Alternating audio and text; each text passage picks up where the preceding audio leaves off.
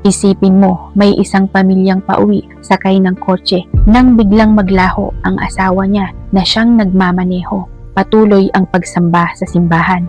Ngunit ang isang pastor at ang ilang mananampalataya ay biglang naglaho na parang bula.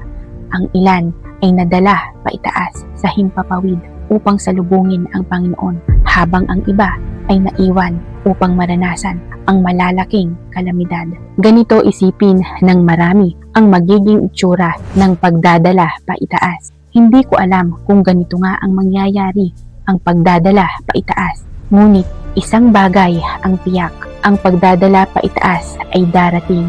Ngunit hindi lahat ng mananampalataya ay isasama. Sinasabi sa Biblia na may dalawang uri ng mananampalataya na tiyak na maiiwan. Una, maligamgam na pananampalataya. Sabi ng Diyos, kaya sapagkat ikaw ay malahininga at hindi mainit o malamig man, ay isusuka kita sa aking bibig. Pahayag chapter 3 verse 16.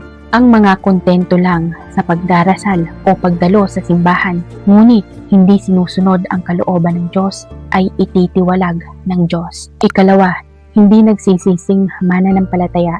Sabi ng Diyos, malibang kayo'y magsisi at mga mamatay kayong lahat sa gayon ding paraan. Lucas chapter 13 verse 3. Ang mga umaamin na sila'y makasalanan, ngunit hindi tumatalikod sa kasalanan, tinatanggihan ang kaligtasan. Ang pagbabahagi nito ay hindi naglalayong hatulan ang sinuman, kundi upang paalalahanan tayong magsisi. Tanging ang mga tunay na nagsisisi at sumusunod sa salita ng Diyos ang madadala paitaas sa kaharian ng langit. Kung umaasa kang madala paitaas at makatagpo ang Panginoon, mag-comment na nagsasabing, Panginoon, nais kong maging handa. Inaanyayahan kitang sumali sa aming online Bible study group upang sabay-sabay tayong matutong magsisi, maging mapagmatsyag at handa sa pagbabalik ng Panginoon.